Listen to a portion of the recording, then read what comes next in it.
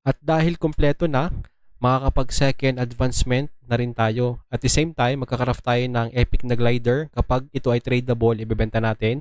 Kapag naman bound, ating bubuksan, try natin yung advancement lock. And at the same time, itong ating 11 times na sunset weapon style, bubuksan na rin natin. At saka itong 30-5 na siklok, daanan na rin natin. Tinapos ko na rin kasi ito.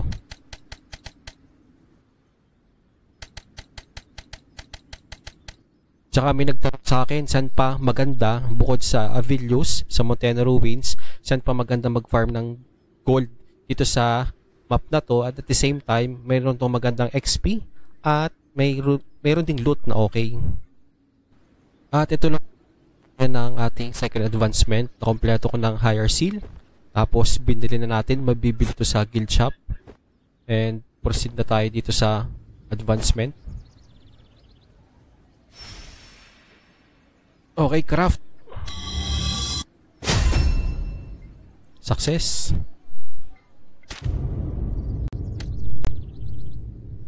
Grabe, ang daming dagdag na additional stats. Advancement na natin.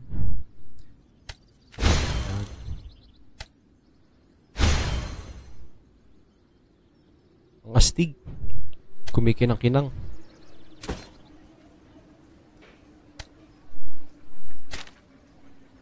Tapos ito yung additional skill, which is yung Tempest.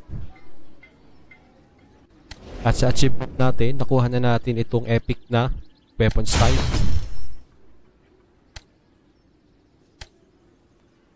Bukod pa yung proficiency, unlock na. Tapos pwede tayong bumili. I-unlock natin yung additional na effect.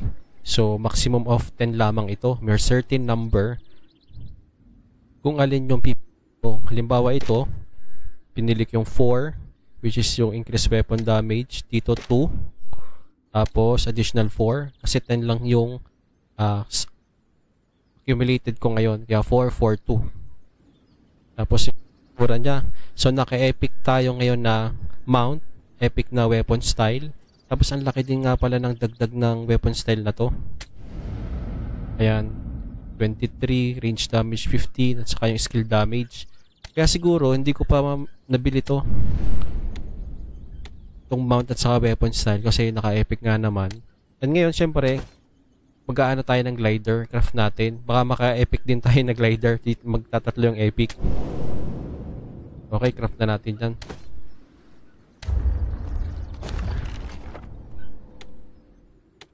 Yan. So kompleto na to. Sana unbound. Unbound to. Pero buksan na natin. Baka makakuha tayo ng epic. May nakita ko dito maganda sa Archer. Yung parang bisikleta.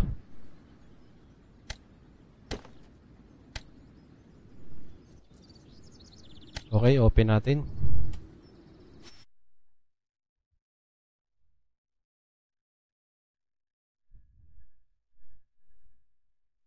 Wala. Sana kahit uncommon. Ayun, uncommon. Bisikleta nga pero uncommon. Bisikleta. Siya yung glider. Ito. Ang hinihiling ko kasi ito. Ayan. Gawa nung skill damage na 20 at saka accuracy 7. Ang na-unlock pala natin yung isang bisikleta. Which is ito.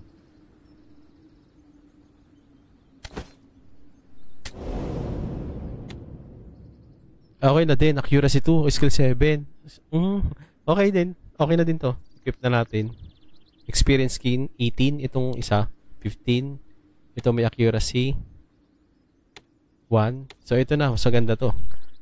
Accuracy 2. Skill damage 7. Nice. Tapos naman na weapon style.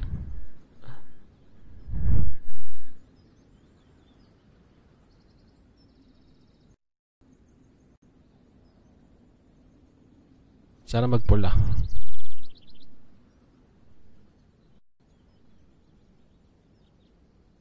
Ay wala, hindi na umilaw. Wala na to. Walang walang advancement lock. Tapos 30-5. Simula ako sa accuracy na 205. may tumatama naman pero mas malamang din yung miss. Kasi sabi nga nung nabasa ko, ang accuracy talaga is may for ano lang, yung accuracy na makikita natin itong ACC.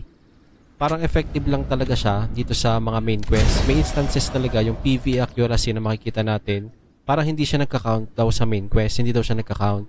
Kaya mahalaga na tingnan natin na itong mismong accuracy. So hindi na ako nahirapan dito nung nag 215 at saka nag 220 na ako. Kasi nung 230 na yung total ko kasama yung PvE. Pero hindi pa sapat 'yon. Pero nung upgrade na ako hanggang 220, in-equip ko na yung weapon style. Ayun. Natapos naman natin siya ng maayos. Tapos nakakuha ko dito ng technique dito sa Cloak kung hindi pa kayo tapos, particularly sa Archer. Umaakit at bumababa lang ako dito sa sulok na yan. Tapos i-wait ko na lang siya. Nahihit ko naman siya dito sa platform na ito eh. Tapos bababa uli ako dito. Papahit lang ng isa. Tapos antayin ko lang ulit siyang bumalik. Tapos sa bandang ito hindi na ako maalis kasi nahihit naman siya. Yan lang yung naging technique ko sa Cloak. Para na-realize dun nga sa nabasa ko sa puntong ito, yung accuracy lang talaga ang gumagana pagdating sa main quest. Pero sa mga field, talaga yung PvE accuracy kailangan talaga yon. Eh dito lang kasi sa mga main quest na hindi ka naman makaka-TP, talagang more on ano lang talaga to sa accuracy. And of course yung mga bonus against boss type, yan. Tapos ako na gold farming bukod sa Monteno Ruin sa Avilius, malaki doon sa video ni Bugs TV. Dito kasi sa part na to, dito sa Tall Forest Meadow, maganda din. Yan. Tapos kinumpute natin siya sa loob ng 49 minutes, naka 100k na tayo na gold. Not bad din, not bad. At the same time, may loot pa tayo dito. Tapos, nung pagbalik ko, ato 1 hour na nakalipas, 125k na yung gold na nakuha natin. Tapos, full na to, i-keep ko na lang. Kasi, since level 40, dito na ako nagfa-farm sa Tall Forest Meadow. Pero syempre, mas maganda pa rin yung madami na nagfa-farm. Ang dami ko nakukuha ganito na Mercenaries Lost na gear chest. At the same time, itong quick na to, mahal to eh. Sa server namin, I believe, aabot 1,350. Then, may iba pang loot dyan sa map na to. Itong mga Tanzanite, mas mahal dyan sa Kunzanite. Itong Tanzanite kasi, 299 na. Tapos, bukod pa dyan, nakapult ako dito ng weapon style, hindi ko nalang binidyo, which is yung dual na axe. Ito itong part na to. Tapos, binenta ko siya ng, hindi ito, kasi 800 yun eh. 299 yung mga nakavend eh.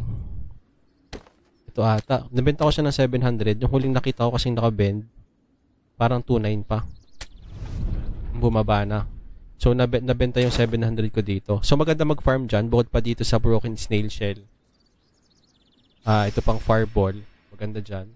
Kasi yung pinakita kong video sa inyo kanina, dito yon sa spot na to, yung gold. Maganda na may gold. Maganda pa rin na may loot. Kaya pag ikay archer, solid to sa'yo. Yung information ko, sinare ko before, halimbawa ito, sa Bastium, kasi madami nga dito eh. Almost 18 dito. Bastium, ito. Level 30. Nasaan na yun? 31.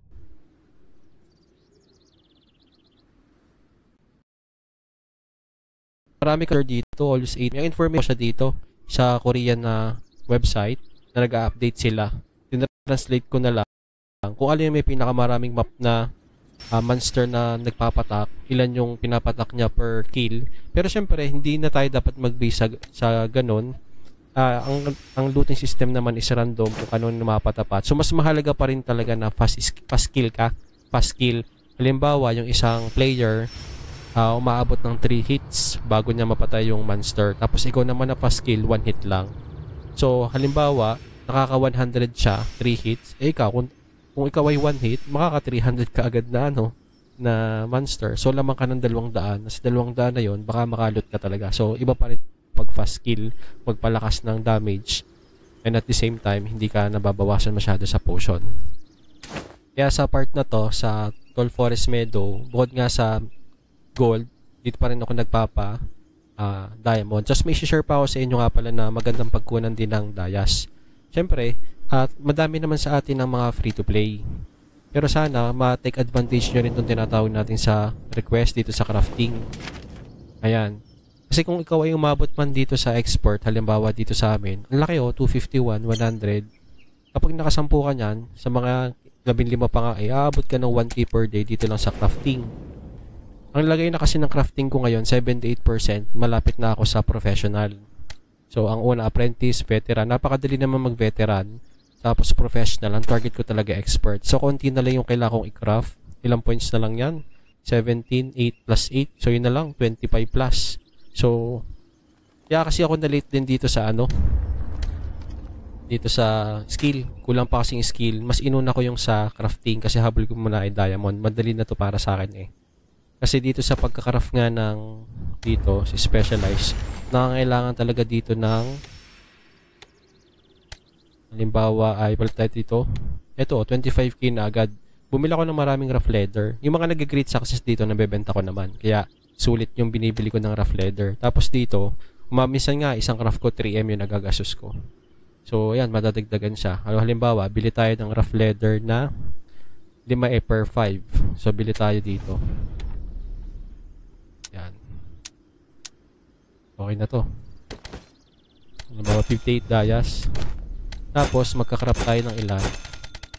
Yan, 15. Pansin nyo, 78% to. Tapos, 3% per 300 per craft. Craft na natin. 375 agad yung gastos siya na gold. Yun, may nag-great success tayo na isa. Ito yung pwede nating mabenta. And at the same time, natulungan tayo na tumaas to. So, yung dito sa part na dito. Ayan. Mabebenta na natin to. Ang rough leather, 23. So, kapag marami kang great success expert, ilan ang binibigay nga pala nito kapag professional na. Makakadalawa ka ng dyan. Kapag nag-success, dalawa agad. So, since veteran pa lang tayo, isa. Kaya, sobrang swerte. Yung per day, huwag nyo kalimutan kahit pa paano na pumunta kayo dito sa request crafting. Ako, nakalabing 2 na ako dito. Kung mapapansin nyo yung history natin, request history, ayan, 9 lang, 9. Pero kung times 15, 135 yun. Pero guys, kapag halimbawa, magkakaraft kayo ng puro ganito, chest, 10 lang per server yung chest. Ano nangyari? Bumalik. Yun lamang. Wala ako habang nagagawa ng video. 123, okay lang yan. 123 lang naman. So hopefully, wala pa tong isang oras. PS, makapag-focus na rin tayo sa pagdadagdag ng rare na equipment. 1, 2, 3, 4, 5. At saka dito sa ating accessories. Medyo nakatulong din naman yung na plus 5 ko to. Tapos na plus 5 ko yung isa. At the same time dito plus 7, plus 6. So kung kaya nyo pang mag-craft ng rare at kaya nyong i-plus, halimbawa nag-success, o di at least magagamit nyo ng maayos yung inyong papyrus sa iba nyo gamitin.